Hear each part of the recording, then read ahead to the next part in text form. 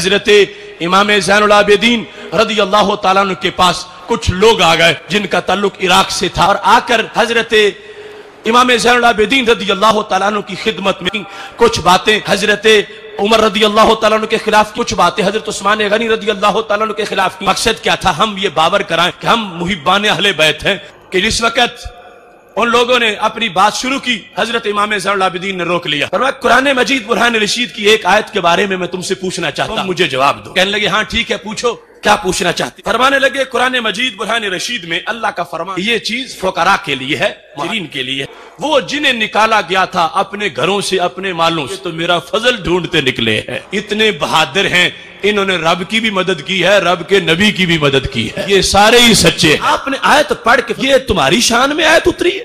تو کہنے لگے نہیں نہیں نہیں، یہ تو ہمارے بارے میں تو نہیں۔ امام زین العابدین نے فرمایا چلو میں ایک اور آیت پڑھتا ہوں، اس کے بارے میں بتاؤ۔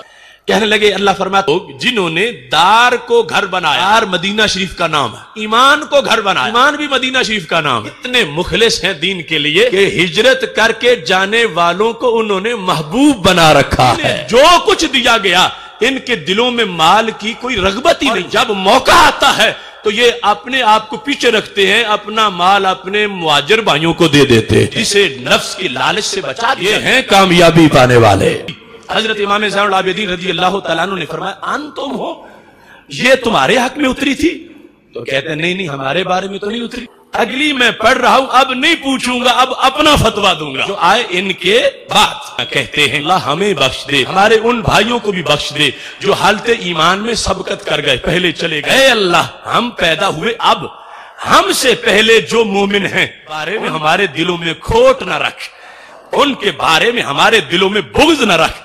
تیسری جو قیامت تک کے مسلمانوں کے بارے میں ہے، میں کہتا ہوں تمہارے بارے میں نہیں، اس واسطے کہ تم ابو بکر و عمر کا بغض رکھتے ہو، اور اللہ فرما رہا ہے مومن وہ ہے جو ان سے پیار کرنے والا ہوتا ہے۔ اب نکل جاؤ میرے دربار سے، میں تمہارا منہ دیکھنا نہیں چاہتا۔